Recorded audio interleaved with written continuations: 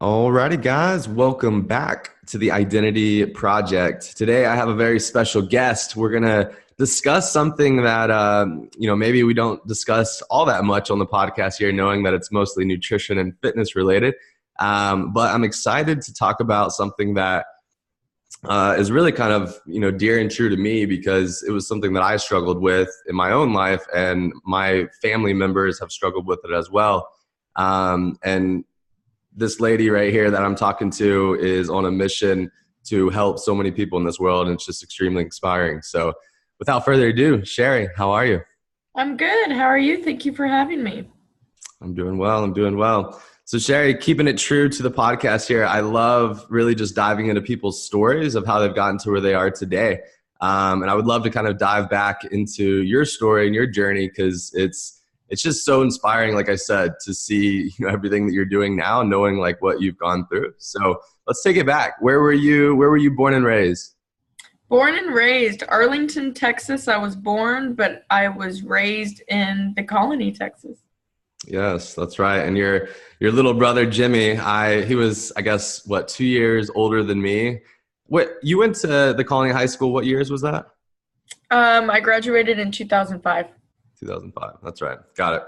Okay, so tell me about your life in the Colony growing up. What were those kind of elementary school days like for you? What type of kid were you? They were great, and we had the all-American family, really. I was in cheerleading. I was in softball. Our parents were pretty strict on making sure that you stay busy because an idle mind is a devil's playground. They would always say that. And, I one day, I guess I was always a rebel. I would always try to sneak out and get in trouble and smoke weed in middle school and just, I say regular things. Some people are like, oh my God, regular things. But I feel like I just hang out with the popular bike crew and bicycle when I say bike. And, I just tried drugs here and there. But it was in high school when I got introduced to meth, which I was introduced to it.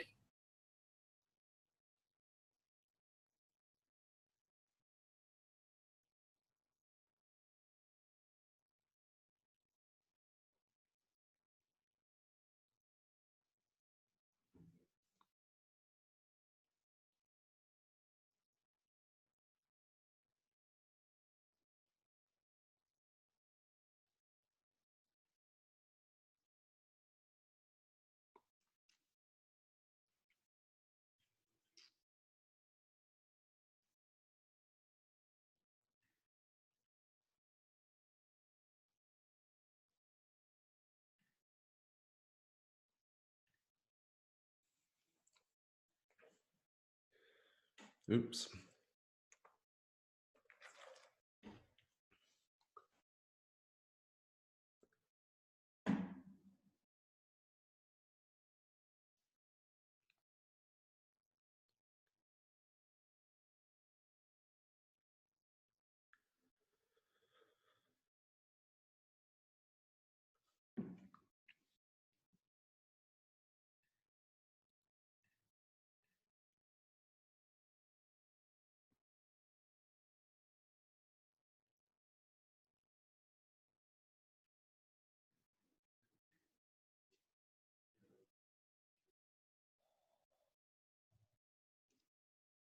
Oh, there you are. I don't know what happened. I lost you there. Yeah, I think my connection screwed up. It's okay. The last thing I can just edit this, but the Okay. last thing I think I heard was kind of the build up. Basically, you said it was kind of the introduction of meth. Essentially, I think is where we're at. Yeah. So I said, sign me up. And I tried it. And after that day, I did it every single day for 2 years. I couldn't wake up without a meth pipe underneath my pillowcase. And it's not that I couldn't, it's that I didn't want to. It had become my best friend and what made me feel powerful. And, as a female on a cheerleading team, losing weight at that rapid rate, and you're in fitness, you see people deal with eating disorders and body dysmorphic disorder. it was super, and to me, every single day, even though my life was deteriorating, my health was deteriorating, I got kicked off the cheerleading team. I got kicked off the news anchor desk at school because we had started a news program. To me, I was doing great because I was seeing results. And I was able to skip 4 days a week of school and still get good grades because I was tweaking out. I mean, anybody who's done Adderall that's the best way I can relate what meth feels like. And I'm really against recreational use of Adderall because people come into my office all the time with the felony charge because they ended up, because of their Adderall use, turning to meth because it was the next best thing. And a lot of people talk about the faces of meth and what people look like when they do it. And you see it as that's never going to be me. So nobody actually gets into the public eye or, talks to the media about how great it is. Meth really does feel amazing. It's just like how anybody talks about Adderall.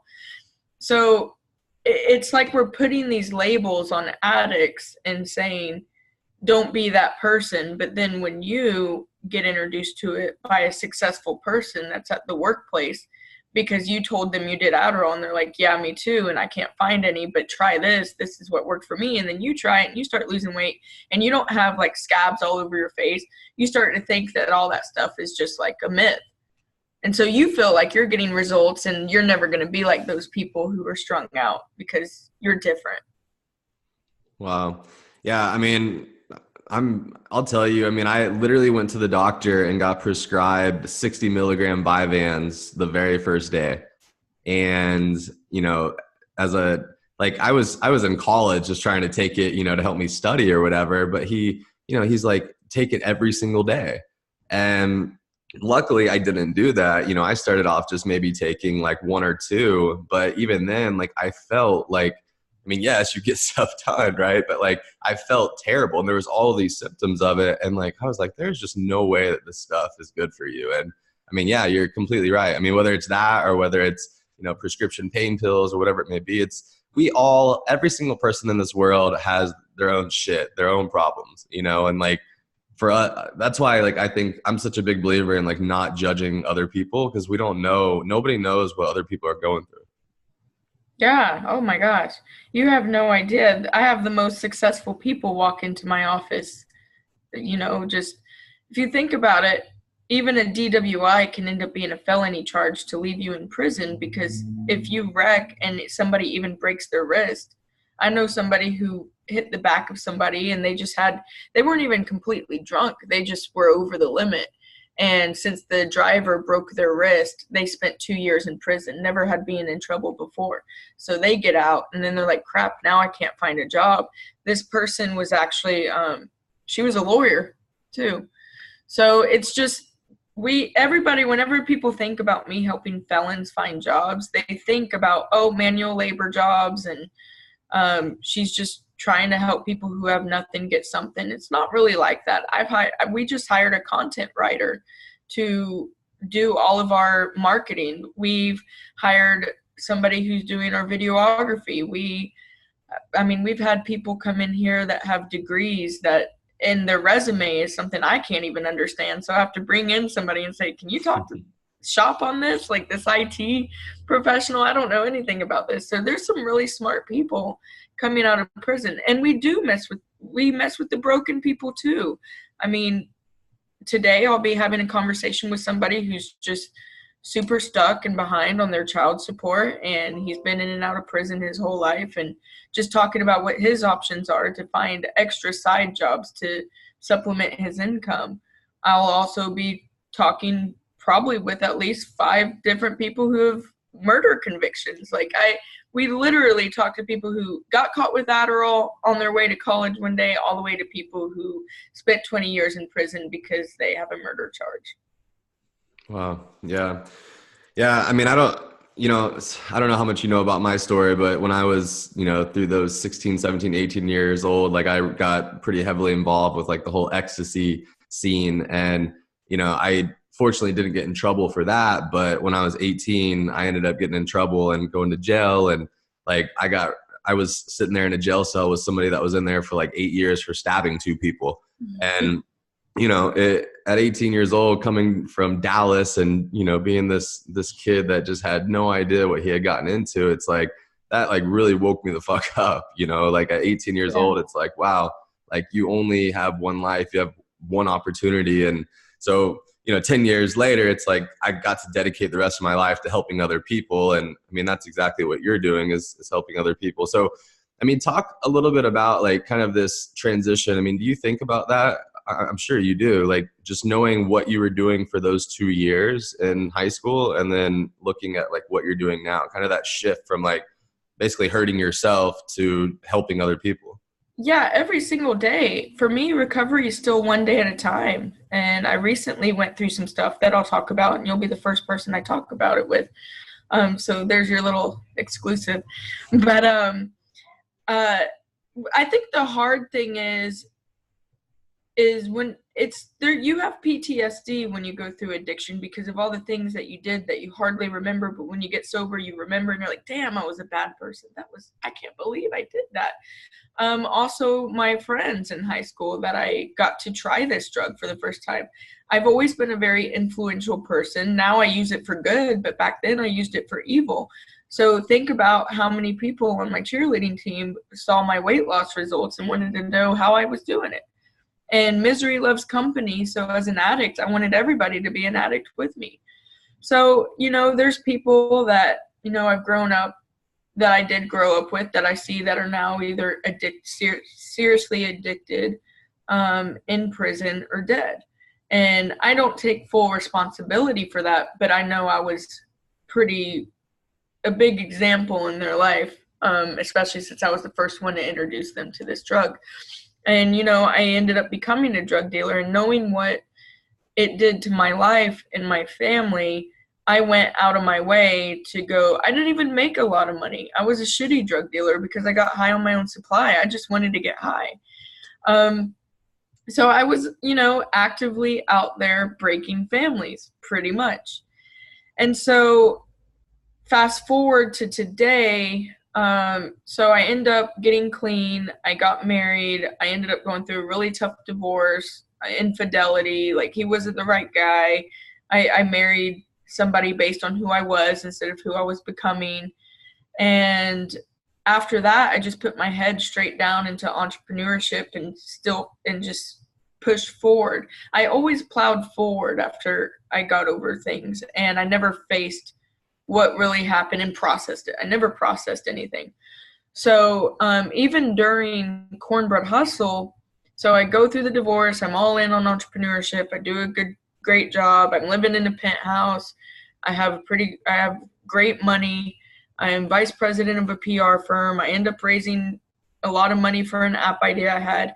I ended up going into prisons and teaching entrepreneurship because someone said, I think you would really like this. And I was like, that sounds awesome. Let me go teach entrepreneurship. And so these guys started, a couple of years later, I started getting friend requests from people with neck tattoos. And I'm like, oh, they must be getting out.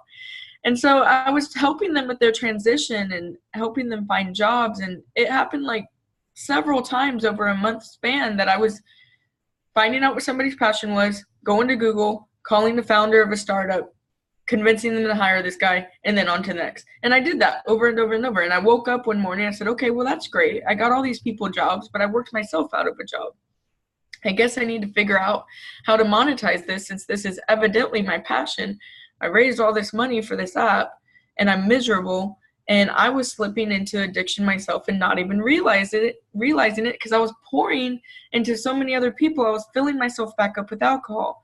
So as I'm talking to these people and going through their issues, it obviously was bringing back some old feelings that I never processed. So to me, as a grown adult who's not on probation, who, is successful, to me, at the end of every day, getting drunk, it was okay because I'm Cheri Garcia and I'm helping all these people. I deserve to have my private time and get drunk and have a good time. Well, that turned into taking Adderall in the morning to try to keep up with everything that I'm doing, and then starting to drink earlier and earlier and earlier so I could come down off the Adderall.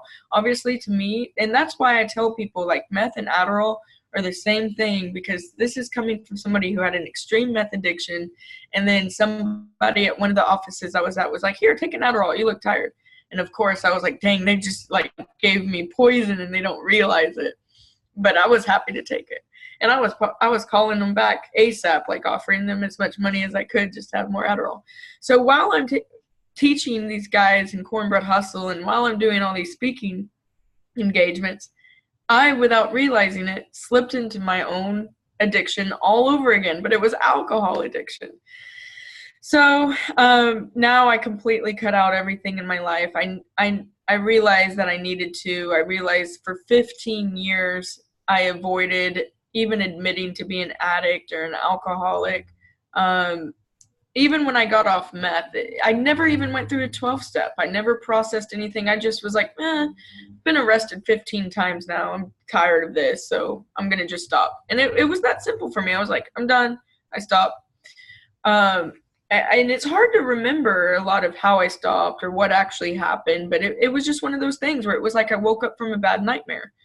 And so I recently had to go through my own recovery all over again, which was amazing because it helped me create this program to where it needed to be, because what I had to do, even though it was a lifestyle that looked great, I had to get away from the people I was hanging out with. I had to start a new lifestyle. I had to get into the gym every morning.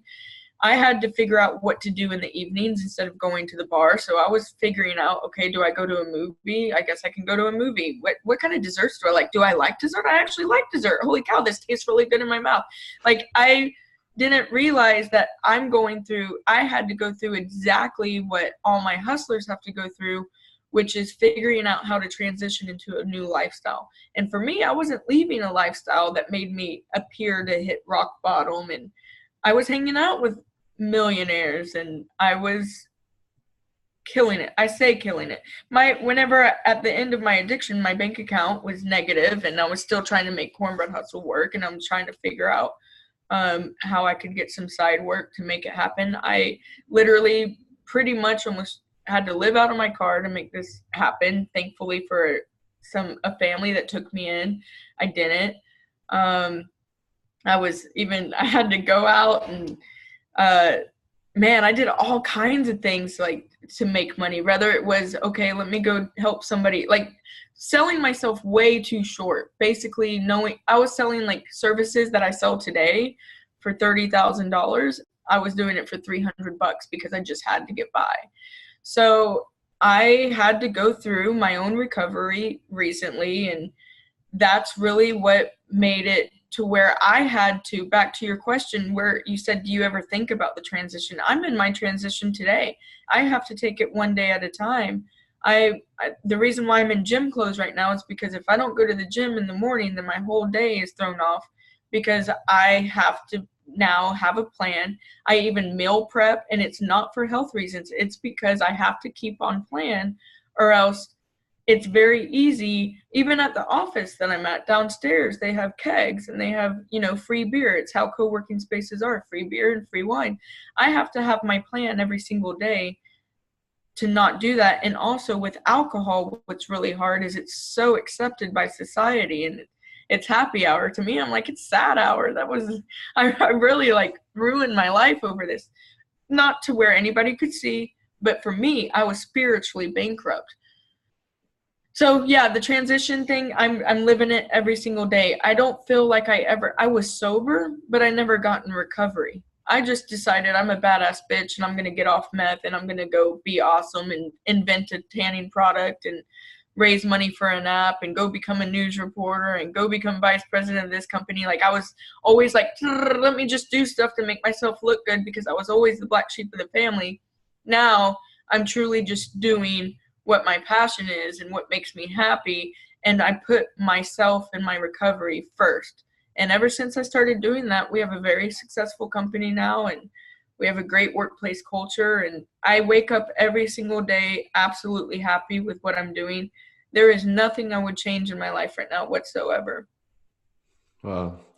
That's beautiful. I love that. So, thank you for being so transparent and vulnerable, and as you always are. But, I think that it's amazing. And I think it's so true. I mean, it's the same thing with me. I don't think it ever is going to like go away. I mean, I think it's this like process of like having like a devil on one shoulder and an angel on the other for the rest of your life, you know? Mm-hmm.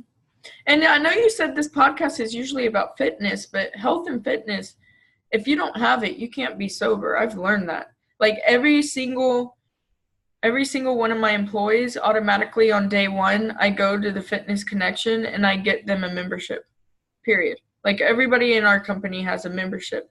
And we've also set it up to where anybody we're staffing gets a special deal if they say they're with Cornbread Hustle, because I just know how important it is to feed your mind with something else other than substances. And those natural endorphins can really help somebody who's struggling with addiction. Yeah, 100%. I mean, the nutrition and fitness is really just kind of like the foundation of it all. You know, it's just like what you said, when you wake up in the morning and you knock that out first thing in the day, I mean, that really sets the tone for the rest of the day. You know, when you sit here and you meal plan and you plan out your week ahead in advance, not just your work, right, and your career stuff, but for you and yourself, right? I mean, it's just crazy. I mean, everything, all these different categories, the sleep, the nutrition, the exercise, like the self-care, self-help, like mindset stuff. Like it's just, I mean, there's so many different pieces to the puzzle, and it's something that, it truly is like a daily practice. It's not about losing weight or any of this stuff. It's about like being right and prioritizing your own self first, so that you can make that shift of basically being selfish so that you can be selfless, right? Yeah, you can't pour from an empty cup. And I just was not taking care of myself, and I was trying to take care of everyone else. I would have a negative bank account and somebody would be saying that they didn't have gas money, and I'd go figure out a way to make cash. And that sounds in a bad way, not in a bad way, like legal and like as in, hey, Uncle Jim, do you need some PR work? I'll come by your office. Can you just give me 100 cash or something? And then I'd go give it to somebody for gas money. So I had to learn that I think at the end of the day, a lot of addicts are self-destructive and we don't value ourselves. We don't feel like we deserve anything. And for me, I never worked through the trauma of introducing drugs to the friends I grew up with, seeing what they went through because of that, and I almost had like survivor's guilt where I'm doing well now and these people ended up like destroying their lives and their families' lives. And so I never reached for the stars and tried to become successful for myself. It was always for how fast can I get it out of my hands and give it away?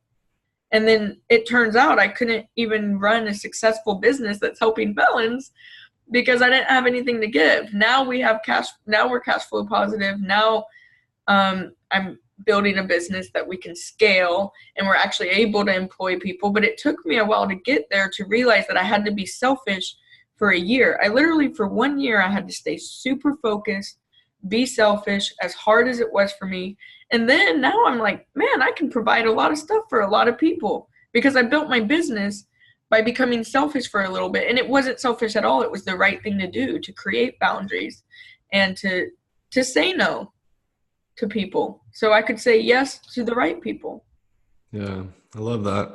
Why do you think that people struggle with that so much? Everybody, I mean, we all do, right? Like it's almost like so many people, like we get so much fulfillment out of helping others. Sometimes we forget to help ourselves. I mean, my wife and I just had our first kid here about 8 weeks ago. And, obviously we work with a lot of moms and different things like this, even dads as well. And it's just like, it's kind of this example, whether it's kids or whether it's, whether you have kids or not, of just like kind of forgetting to prioritize yourself first. I mean, it's just, I wonder why we struggle with that,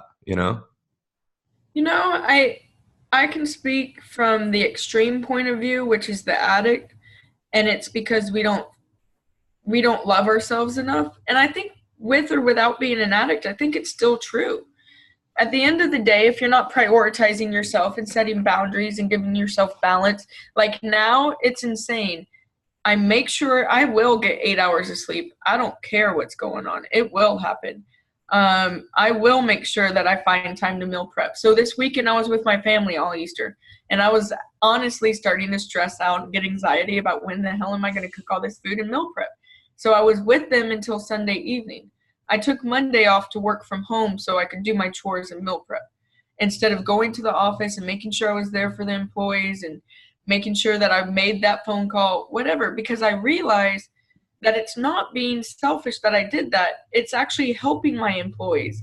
It's helping that person out that I canceled the meeting because I wouldn't have been present and I wouldn't have been all in.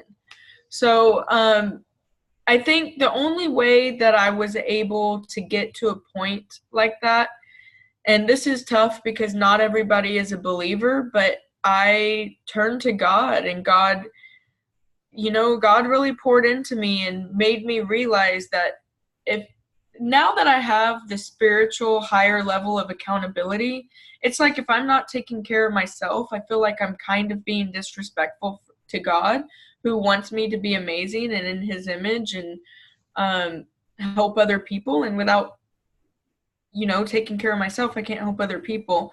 So to be completely honest with you, even as early as December, just late last year, yes, I was sober, but I was going through the motions. It was one day at a time. I was envious of people who could drink. Why do I have this disease? I was I was meal prepping because I needed to lose weight. I was meal prepping because I felt like this might get me on a plan. This might get me on the right track. Like even just 6 months ago, I struggled really hard to get myself on the right track because all I did was spend my life putting everyone else on the right track. So it was whenever I got saved. And when I say got saved, I went to church because it was one day at a time. It was New Year's Eve. And I was like, I do not want to be at the bar. I do not want to sit at home by myself. I was like, church, this is so stupid. But I was like, these people holding their hands up in the air, like they're just believing this fake thing because they just don't want to die and think it all ends. And I thought they were stupid for asking for money. But I was like, at least I'm here to kill 2 hours. And then afterwards, I even had it planned to go to a movie. So they had said at church that they were going to have like a revival, like 4 days in a row, something. And I like prayed. I was like, this is stupid. I'm praying, but whatever. If, you exist, you know what? I'm just going to give it 4 days in a row. I will come to this dumb church. But really, it was because that's 4 days that I can avoid the bar without question. So during that 4 days, just, how it happens. The pastor says something, it speaks to you, you feel the spirit, and something changed where I totally was like, holy cow, like I believe in God now. And so now I'm in recovery. I'm not just sober. Now I understand that I just feel like I was delivered of my addiction, even though I've struggled with it for 15 years. It's not one day at a time for me anymore. Of course, I always got to look at it like that, or else I'll get comfortable and think that a drink is okay. But that's basically, that's the most horrible part about my recovery and sharing my story, is because I don't want to push God on anybody, but I know from the stories I've seen in prison, from the transformations and my own, that it was because of church and God. So, and I can't just tell everybody that that's the only way you're going to be saved. But I would like to say, what I do is when I talk to people that are in prison, I just say, here's some optional reading. Here's a verse that applies to this. And sometimes God will speak through you because of that. So I definitely always leave it optional and say, you don't have to believe. There's plenty of people around me that don't believe. And I have a harder time. That's another thing. I have a harder time with my faith than I do with my sobriety. So it's one day at a time for me with the God thing.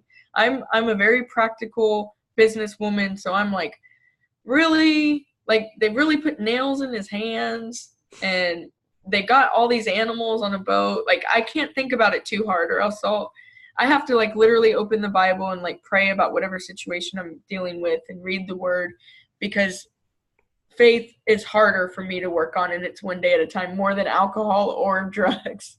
Yeah. And I mean, that just resonates with me so much. Going back to that story, 18 years old, like I was not religious at all at the time. And, I literally within, however many hours, my life went from thinking that I was in a good place to facing 2 felonies, 7 misdemeanors, and 2 years in prison. And I just grabbed a Bible that night and started reading it. I stayed up all night long reading it. And I mean, that was literally the moment. I just like prayed. I asked, I said, look, the last 2 years has been me basically, hurting other people.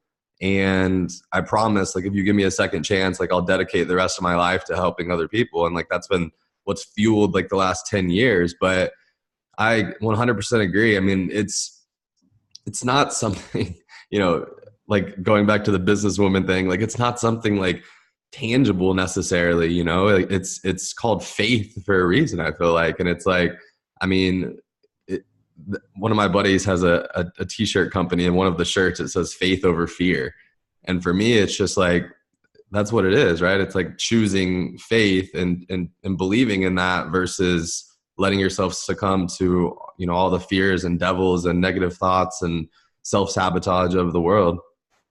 Speaking of fears and doubts, so the craziest thing is the reason why I didn't realize I was an alcoholic is because I was self-medicating, but in a major way. So I had the worst anxiety. I even think I wrote a blog about anxiety because it affected my life so bad.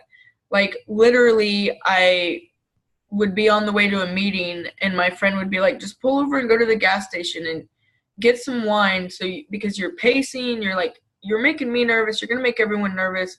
You need something. And I didn't want Prozac and I didn't want medication. So for me, it was like irritating that I'd have to stop by the store and chug one of those little bottles of wine really quick before I go to a meeting because I was too shaky and I had anxiety. So, it was one day I read a book. It was called Control Alcohol. I don't know why I downloaded it, but somebody on Facebook that's an acquaintance of mine. That was the hard thing too. Nobody told me, Cheri, I think you have a problem, because they didn't think I did. They just thought that I was a party girl. I told my family the other day, like, I wish you guys would have waited till, a day I was sober and said, hey, I'm here for you, just to support. Instead, them and a lot of other people probably were just like, man, she's just always effed up and da-da-da, like concerned about me, but don't know how to say it. So it was an acquaintance on Facebook that messaged me and was like, Cheri, I'm worried about you. I just want you to know I'm here for you. And I was like, worried about me? I was like mortified. I was like, oh my, okay, now, okay, let me download this book. Let me read something. And I was like, okay, that's embarrassing. Especially because I was like, I don't even remember that night. Who knows? Like, there were times that I was like getting a notification on Facebook and being like, what is it going to be? Who knows what I did? Like, did I get on the freaking bar and like take off my clothes or something? I don't remember. So in this book, it said something along the lines of what a withdrawal is, like anxiety, shaking. And I was throwing up. Like when I lived with that family, they were saying, okay, you didn't throw up today. Good. You didn't throw up today. And I thought it was anxiety making me have to throw up. And it was just I was in the darkest place ever, because here I am helping these people. And I thought I just had anxiety over the people I'm trying to help and what their situations were. And I felt like I have to do this. I got to take a drink to calm this anxiety so I can go help more people. Oh, now I got to take an Adderall because now I'm drunk and I got to get sober. Like, oh my God, it's just so crazy. So then in the book, it said like that it causes anxiety and puking. And I was like, I'll be damned. So this horrible thing we call anxiety that I thought that I had, that I think that I have, and that I'm doing this to my body. Like every single day I was angry, I was drinking because I knew I didn't want to do that. And I'm all about like freaking recovery. So I was like, so you're to tell me, book, that I've been doing the worst thing to myself to get rid of something that's even worse in my mind, anxiety, but I'm causing it. Like I'm literally causing it. And that's withdrawals. That's not anxiety. I was like, oh my God. So I was like, okay, I'm done. And of course I sweat, and I was like, and I did feel sick, and I was like, I'll be damned. This isn't anxiety. So all it took was like reading one thing of education that I didn't realize, because I was just going through life, super busy, helping people, meetings, all this stuff, and just self-medicating. And then once I just started, I say working the steps, I'm not in AA or anything, but I realize now that I have students that are in AA, and I've gone with them a few times, I realized that I did my own version of working the steps, like admitting that you're powerless and seeking spiritual help, guidance, and kind of revisit. So it made me have to revisit the past. And I realized I forgive myself 1,000% for getting stuck on alcohol, because I'm like, I didn't even revisit that one time that somebody put a gun down my throat in a trap house. Like I just let it go and just kept going on about life. And I'm like, dang, like obviously you're a busy woman trying to run a successful business, and those thoughts start coming up in your head, and you have physical anxiety. Of course, you're going to do what it takes to keep the business going and just keep plowing forward. And I literally almost lost it all. I really did, just by spiritually bankrupt, my bank account. Yeah, I was helping a lot of people, but I was about to be dead. Like even to the point of suicide. I went through the most darkest time of my life. Like I didn't know I was going to make it out alive. And so I'm alive now. Woo! Raise the roof. Wow. That's amazing. I've talked to quite a few people because, like I said, I mean, I know that addiction runs in me. I think that entrepreneurs have, I think that's kind of an addiction as well. I think that it's just something I've definitely had to recognize. My aunt, unfortunately, she struggled with it the worst out of everybody in our family, and she got so heavily involved in drugs that eventually she died in a homeless shelter. The homeless shelter caught on fire, but that was after years and years of just being abused by, men and all of these different things. So it was terrible. But, I recognized at a very, very early age, just like those early signs of like addiction. And I mean, even like people talk about like the all or nothing mentality. I mean, I feel like that's an addictive mindset, like I feel like a lot of entrepreneurs I talk with, a lot of them, they have kind of some of these same tendencies, and maybe even some of them were involved in, dealing drugs like growing up. Like I see that correlation quite a bit. But yeah, I think we all have addictive personalities, or we have, habits, and we really have to start to create awareness in our life. And I mean, I'm a huge believer in podcasts and audiobooks, like there's so much information out there, and it's just like you said, I mean, if we're in our own head all the time and like, negative thoughts and all of this stuff, like it can really start to pull you in the wrong direction. And I think being able to fill our heads with podcasts and audiobooks on a daily basis can really help people. Yeah. I didn't realize I was going to go into all that today, but I've been getting more and more open about it, because I realize how many people, how could I not? How many other people, successful entrepreneurs, are out there thinking that they just have anxiety, and they're like, okay, let me just cater to my anxiety and keep going, plowing through. Like I didn't realize it wasn't anxiety. It was literally like withdrawals, because I had self-medicated so damn hard. So I've just started to very gently start talking about it more. I'm a leader to the people that I work with. We're all about, our core values are eat your cornbread. So it's empowerment, accountability, and transparency. And the transparency, we're all about making your mess your message. And so anybody at any time can come into my office. I've even had somebody admit to falling back into the streets and dealing meth. Like, come to me and tell me that, even though, and they care about me so much, they were like, I don't want to even tell you this, but this is what's happening. And we just, of course, you can't save everybody, but you provide empowerment, accountability, and as long as they're transparent, then usually if someone's transparent with you and they're coming and they're telling you what they're dealing with, they obviously don't want that anymore. They just need a little bit of support. So all my hustlers, like even since a year ago, they've all known what I've been going through. They have all known that I've been in my own recovery. And in fact, it's strengthened our bond, and it's made me, as weird as it seems, a better leader, because I sit with them and I talk about my own struggles. And since they no longer look up to me as somebody they could never be like, because I'm so far from the problem, now they're like, holy shit. Like, I remember being in prison on purpose as a volunteer. I was in prison, and man, it was just maybe 6 months ago, and I was like, I think they were thinking that I was so rich or something. And I was like, the Cornbread Hustle bank account's negative. And one guy started crying. I was like, what's wrong? And he was like, well, if you can't make it, then who could? I said, who said I'm not making it?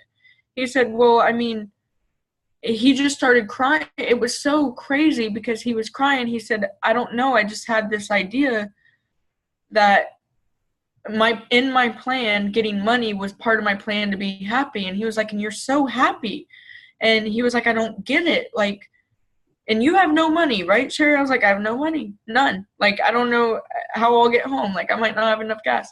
And so now they understand that it's not so unreachable. I mean, now Cornbread Hustle is doing amazing ever since the sobriety and finding God and all that. But it was really great to be able to tell my hustlers, like, hey, guys, I'm going through some problems. And here's how I'm dealing with it.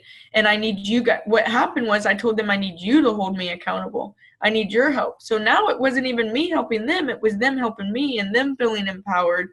And then at this point, they're saying they're proud of me and they're seeing my transformation. Even though I seemed like when they first met me 3 years ago, the person they could never be like because I was too far successful. So my whole alcohol issues and the transition I've had to go through recently, I feel like was the best thing that ever happened for Cornbread Hustle and the people that we're serving. Yeah.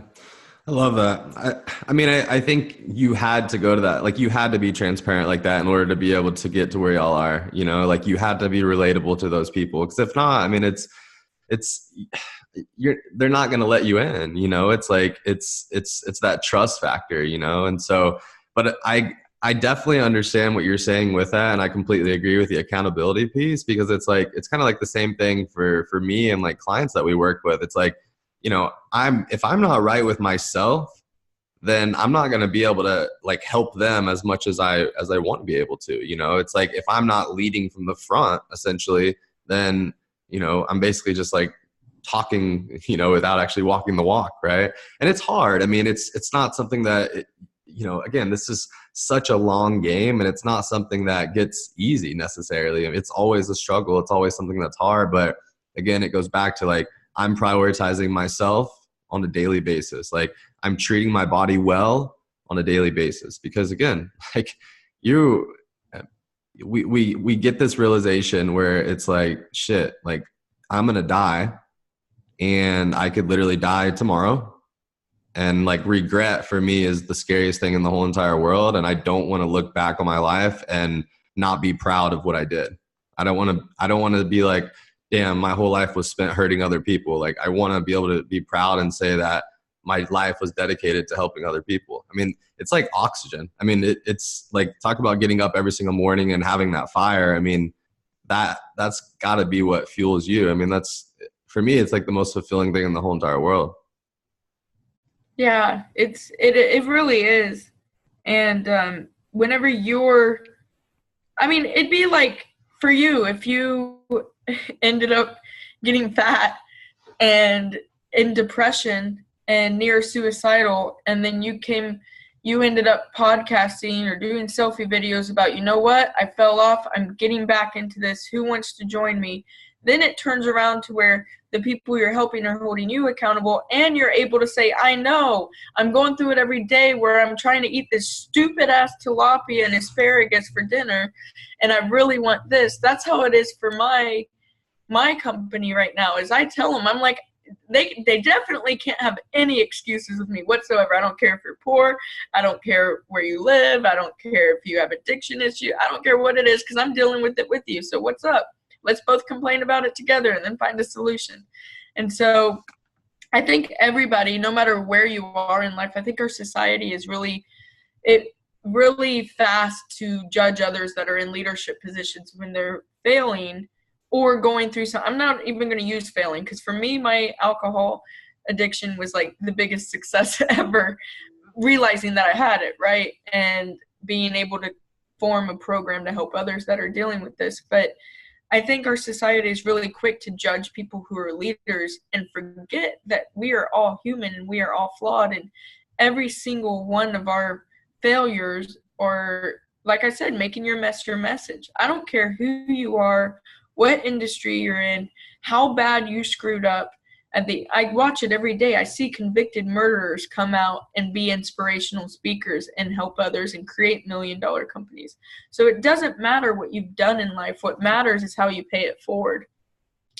Yeah, 100%. I love that. I mean, it's like the saying of like your past does not define you. You know, it's like when I came back, I mean, you see this transition with people's stories all the time. You know, it's like you hit, rock bottom or whatever you want to call it. I don't really like using that, I guess, but you have that eye-opening moment, and it's like a two-way street. You know, it's like you have to make a decision every single day that you want to live your life in this way.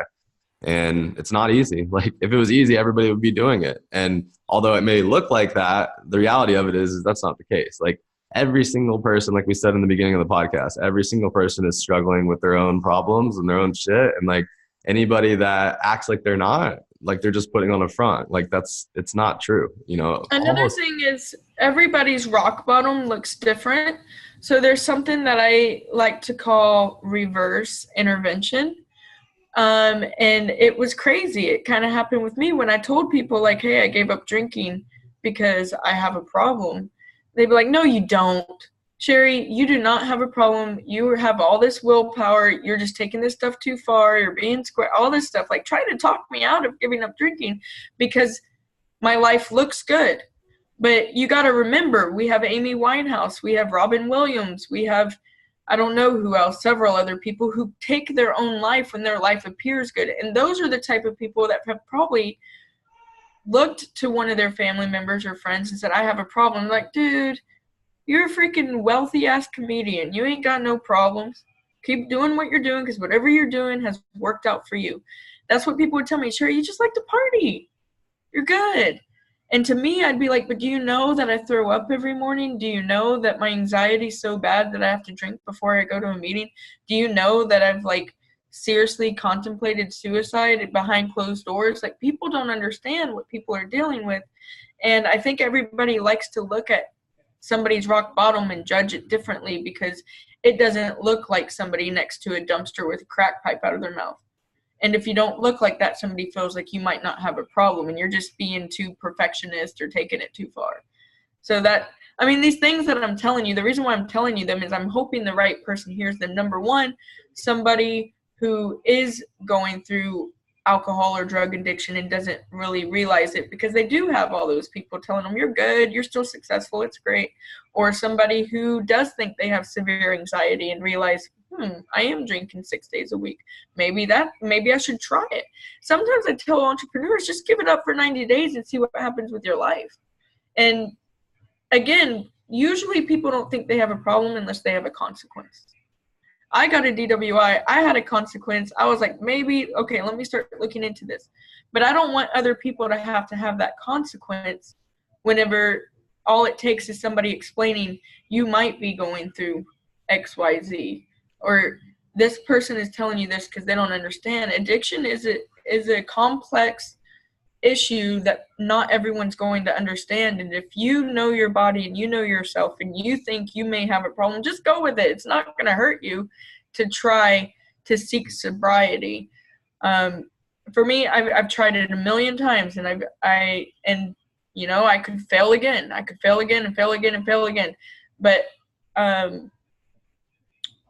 I've tried it and realized, like as an entrepreneur, even like 90-day sobriety, realizing how hard it was to give it up for 90 days. One person said something to me that really resonated. They said, one sign of alcoholism is if you count the days you don't drink. I was like, damn. I was like, I do that. I know a lot of people do that. And then when I was thinking of the people who do that, I was like, damn, we are heavy drinkers. Like that's one little basic thing to think about. So I think it's never anybody's job to say somebody else is an alcoholic or to point out the signs. I think at the end of the day, or a drug addict, right? It's all the same thing to me. I think at the end of the day, if you're sitting at home by yourself and you have a hard time being alone because you don't want to be in your own thoughts, and if you feel depressed and if you feel like you have anxiety, yes, there are mental illnesses out there. Yes, there is medication that people need to take. But I would say the first step, if you are feeling that way, is give up the substances and just see what changes. And it is hard. You do start feeling feelings. You feel great feelings, but you feel the feelings you don't want to feel, like remorse and guilt and shame and thinking back of things that you have done that you wish you hadn't done. Even things as simple as dealing with excitement because you just closed a major deal. Usually the first thing you do is pop open champagne. So like really learning how to, us as Americans, even people who don't have a problem. I'm saying this is for everybody, even if you don't have a problem. Learning how to navigate life without pouring that glass of wine. Learning how to navigate celebrations without popping champagne. Learning how to navigate a happy hour without the alcohol. Have the appetizers. Like it really puts a lot of things into perspective. And also the conversations are way more meaningful because whenever you're around a bunch of drunk people, how many times are you saying the same stories over and over and over? You might not even remember them. So I personally believe I have an issue and I have to take it one day at a time. But I feel like us as a society, all Americans should just have our eyes a little bit more open to how we just reach for that glass or weed. Everybody smokes weed too now. How we just reach for the pipe. We reach for that glass. We always reach for a substance, even if it's an energy drink, a Red Bull. It's the first thing we reach for when we have even the slightest amount of emotion change or discomfort. And I feel like it's just super powerful to take a challenge to just give yourself like even 90 days to just say, you know what, I'm going to like try to get rid of all the substances in my life to see how I navigate meetings, emotions. Would I be more productive? Am I going to sleep better? Maybe I end up realizing I don't need that Red Bull every morning because now I'm working out and getting proper sleep. One thing I won't give up is my coffee though. Man, yeah, those are so many good points. I mean, it's like you have to, it's one of these things too. And I'm interested on your opinion on this is like, what do you think it works better for people to kind of, do this all or nothing and change everything? Or do you think that people should really just, try to identify like the one thing or like the biggest issue and start there? Yeah, so for me, it was a major transition. So the past year, I would say in 2018, so in 2017, I got in trouble for my drinking. And then in 2018, I still was like, oh, I just got caught. Everybody drinks and drives. I'm just one of the few that got caught. Then I learned that only 2% of the drivers in the U.S. get a DWI. And I was like, that must mean I was drinking a lot. So I would say in 2018, I drank maybe in between 4 to 6 times that year. But each time I did drink, it was like I drank a lot. And I realized in those 4 to 6 times, I can't remember exactly how many times, I remember every single morning after, I was extremely depressed. I had an extreme amount of anxiety. And so I actually didn't start to say, oh, I have a problem, let me quit.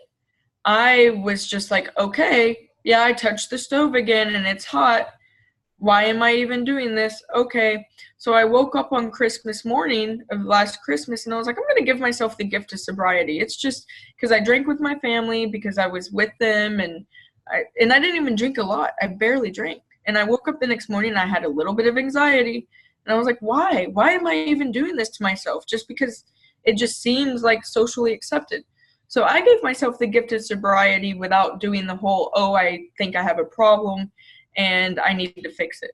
What happened was, as I started to live the sober lifestyle, I started to learn more about alcoholism and what a problem looks like and realizing, oh, I'll be damned, I had a fucking problem.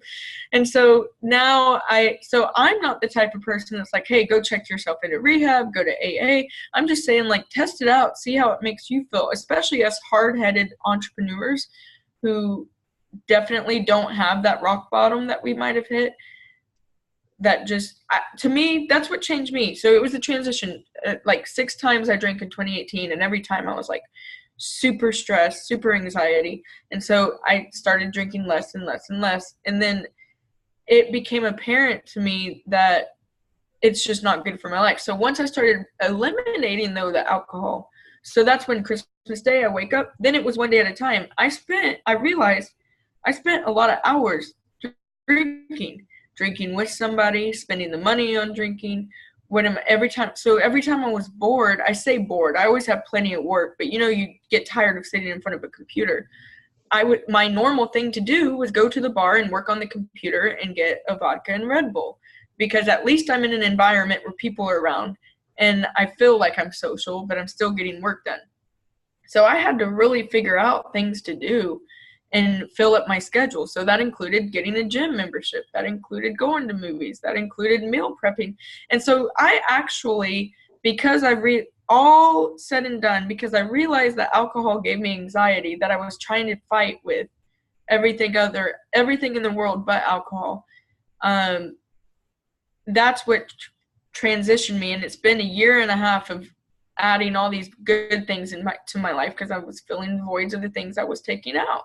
So it's definitely a transition, and it's just picking one thing that you think might be affecting your life negatively, and then it kind of spirals. I've seen people just quit smoking cigarettes, and then they pick up a new hobby that's even better for them. I remember it was one day I actually went with a friend to support him. He was in AA, and I remember saying to everyone, I said, this is when I think I had realized that I had a problem. Like, this is after I've been sober and totally convinced that I don't need it anymore. I had said, I gave up everything for Cornbread Hustle. I basically had to live out of my car, live with people, negative bank account.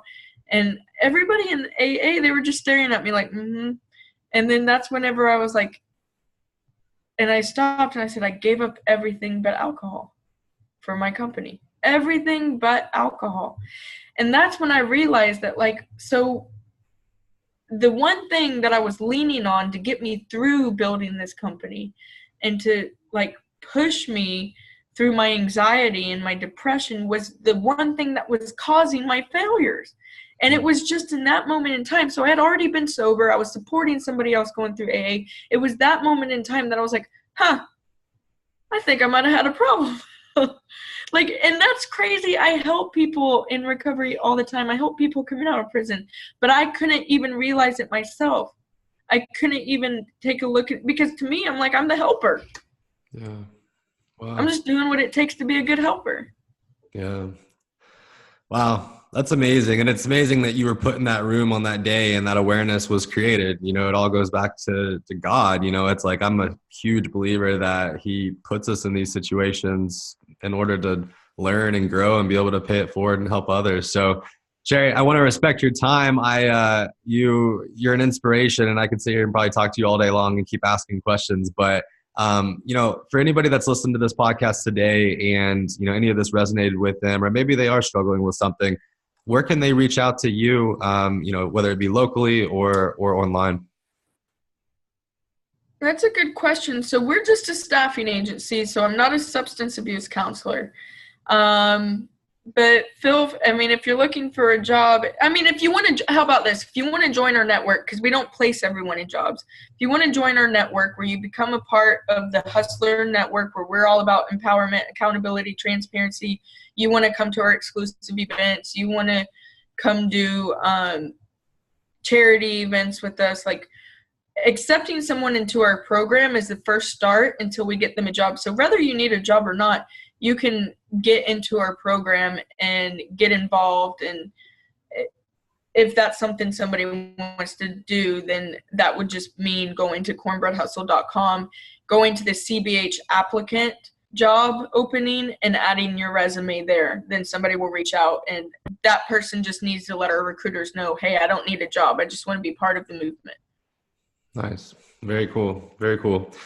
Well, Cheri, thank you so much for taking the time today and being so vulnerable and sharing your story. And, I think that you have an amazing story, and I'm proud of you for everything that you're doing. I know it is a one day at a time thing. And I just, I commend you for everything that you've been through and are going through and continuing to do to pay it forward. So thank you so much.